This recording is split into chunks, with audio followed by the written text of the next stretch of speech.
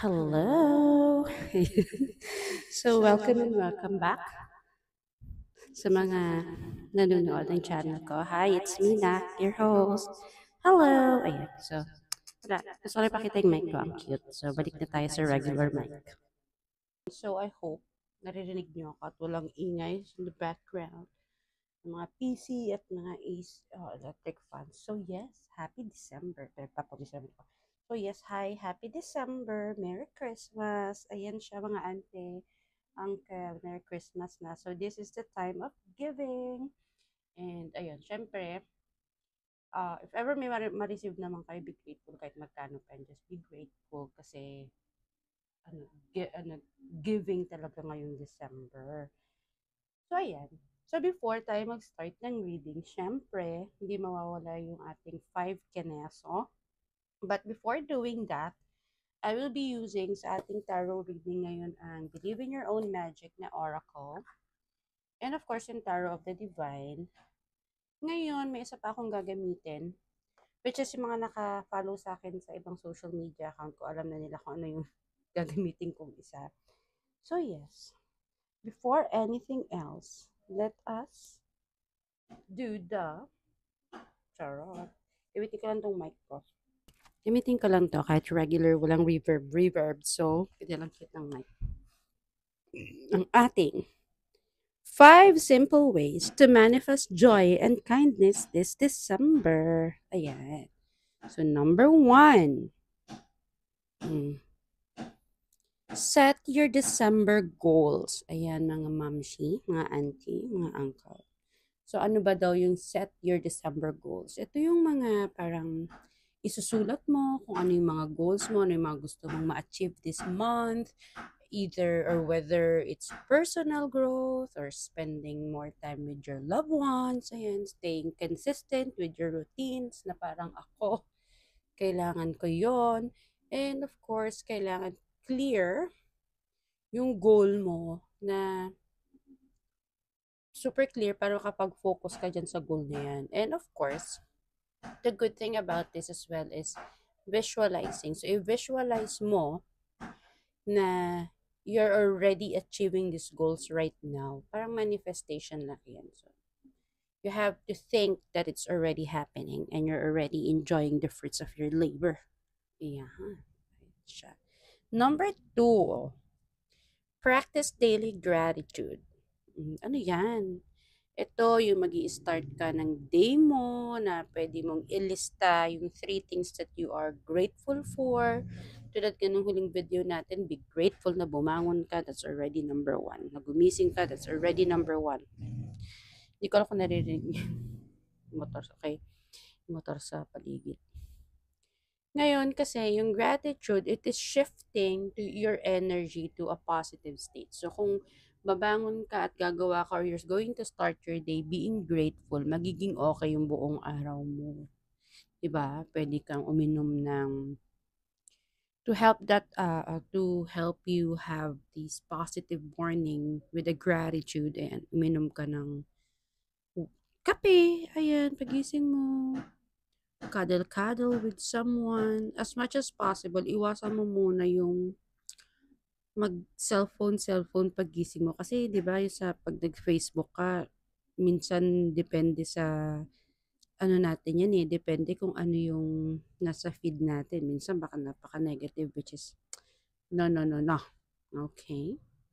And yeah, journal. Always have at least a journal beside you, beside your bed, para at least ready ka na pagising mo, ayan, or pagtulog mo before you sleep, grateful ka pa din. I am grateful for what happened today. Mga ganyan.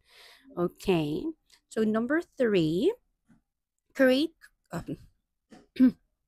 number 3, create cozy moments for yourself. Sa sarili mo. Ayan. So, December kasi can be really busy. Alam niyo yan. And, minsan baka makalimutan na natin ng yung self-care, yung self-love, ganyan. So, what would be the best thing or the simplest way? Kasi nga simple, di ba? Simplest way for you to do a self-love. So, you have to cozy moments ba? So, you can light a candle, You can watch your favorite movie. You can drink whatever you want. Ayan. Except, syempre, as much as possible, wag beer, wag alak. But if wine, if is comforting you, why not? Ba? The things that are comforting you. Um, ano pa ba yung mga, anything that you think that can help you relax. Ayan, that is create a cozy moment for yourself. So for yourself, ha, not with anyone else. Number 4, spread kindness everywhere. Ito yung feeling ko not simple kasi mahirap. Mahirap. Kasi syempre may mga maldita maldito, but just spread kindness, wag masyadong mainit ang ulo. Let's try and embrace and the spirit of giving by doing one kind act every day. One lang naman, hindi naman sinabing whole day. So, one kind act every day. Ayan. Pwedeng, sabi dito, small gesture like holding the door for someone. O, di ba? Kind na yun. Leaving a kind note. Sending a message to someone that you care about. Pwede ding message na, kamustahin mo, yung mga dapat mo kamustahin. Na nakalimutan mong replyan 5 months ago. Or, if you have anak, syempre, try kissing them every day, hugging them every day. It's already kindness. Kasi yung act of kindness, mga mamshi, mga ante, mga uncle, it actually creating a ripple effect na pag ginawa mo yon, the people that you are showing your kindness, gagawin din nila yun sa iba. So, spread kindness everywhere. Number 5, the last but not the least, plan for an amazing 2025. Ayan. Oh, eh. And so, reflect on your wins. So, reflect mo lahat yung mga wins mo this year, mga lessons mo this year. Isulat mo yung mga bagay-bagay na will help you to move forward. Ayan. And, move forward at yung mga iiwan mo ng 2024. Kasi this will allow you to have space, clear mind, clear goal, and an open heart for an amazing 2025. And of course, if ever marami time kayo na maging eme, you have to create a vision board or try nyo lang mag-write ng mga affirmations nyo na gusto nyong ma-manifest for 2025.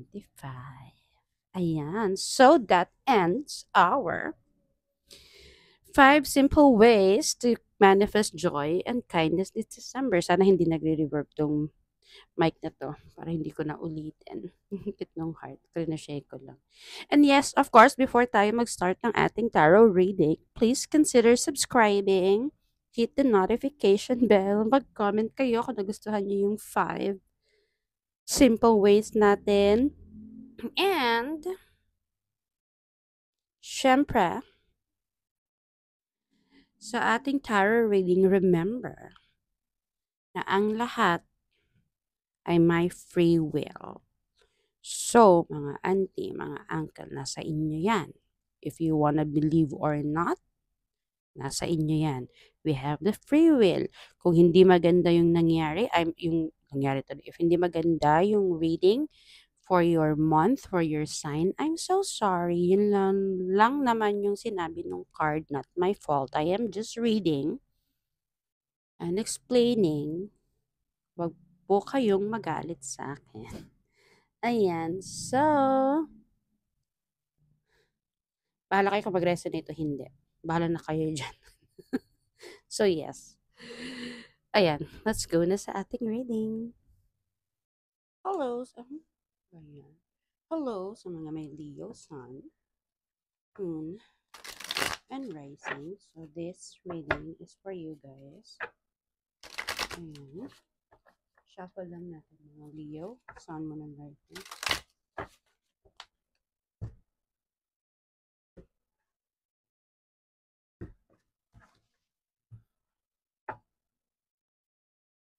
Mm.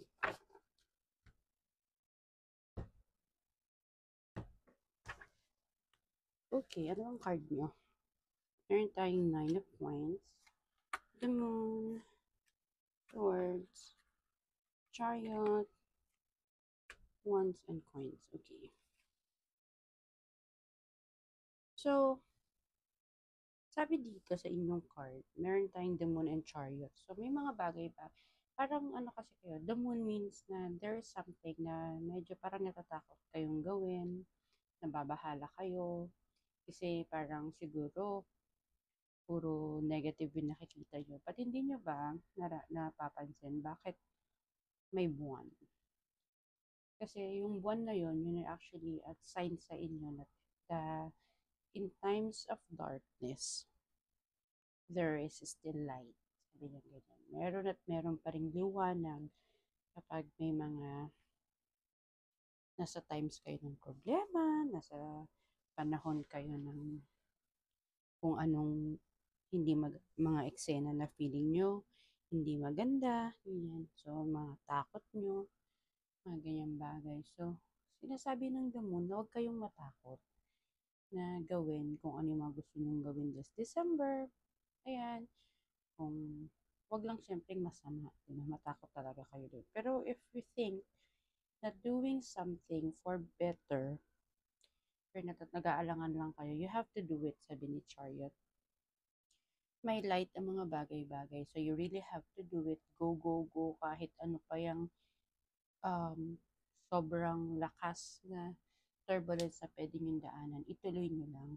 Kasi, sabi nga nila, there's a light in darkness. There's a light sa mga bagay-bagay na sa tingin mo ay super bagsak ka na. Huwag kang mag-alala kasi andyan ang buwan para gabayan ka sa dilim na nararamdaman mo sa buhay mo ngayon. Basta ipagpatuloy mo lang yung mga ginagawa mo na okay, na maganda.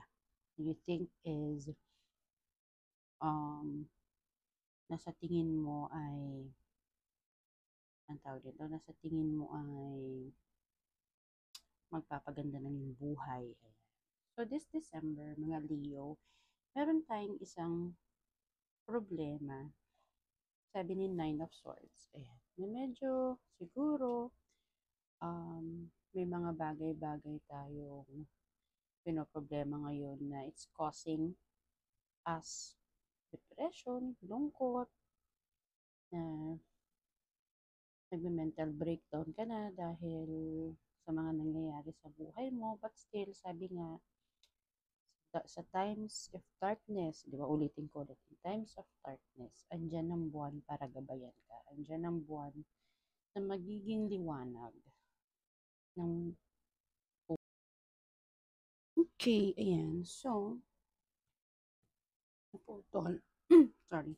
So, meron tayo dito Queen of Wands, which is, ayan, nasabi dito na just continue yung mga bagay-bagay na gusto mong gawin, mga hobbies mo kung saan ka passionate about. Kasi, kung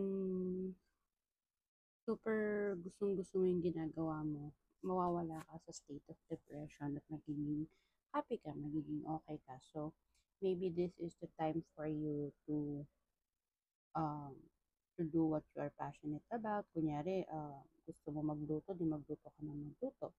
Gusto mo mag-travel, di mag-travel ka na mag-travel. Kasi, I can see here that when it comes to financial, and when it comes to financial, kung nag-iisip ka man ng business, I think this is actually a good one kasi nga, money will follow dito sa business mo and as you can see, magpa-prosper yung gusto mong business or yung gusto mong manggawin is magpa-prosper siya. So, as you can see, mayaman na mayaman yung watermelons, pulang-pula, healthy, mabibenta mo. So, whatever business that you want to do, as long as passionate ka about this, is ituloy mo siya kasi it's a positive yes na mag-go siya. So, huwag ka nang masyadong malungkot.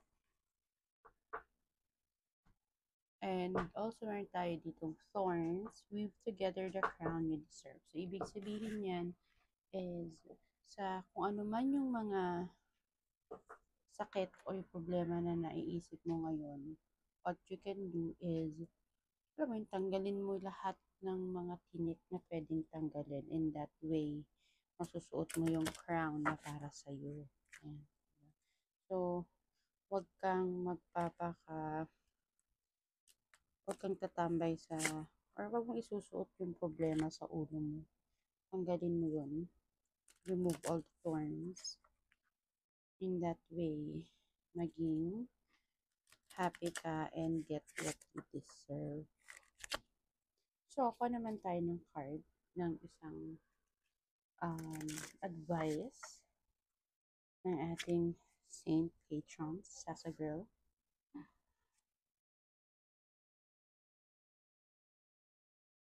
Ano to, hindi ko mag-gets. Deserve mo ng may sapot na kakain sa'yo. So, siguro paano ko ba to explain? Deserve mo. Yun nga, deserve mo ang mga bagay-bagay na gusto mo. Deserve mo yan. So, go for it. And, alam mo yun, yung lahat ng gusto mo, you deserve it all. You just have to make sure na hindi ka, um, wag mong isusuot as corona ang problema. Diba? Isuot mong corona is success. Ayan. So, that's your card para sa mga may Leo, Sun, Moon, and Rising. Thank you.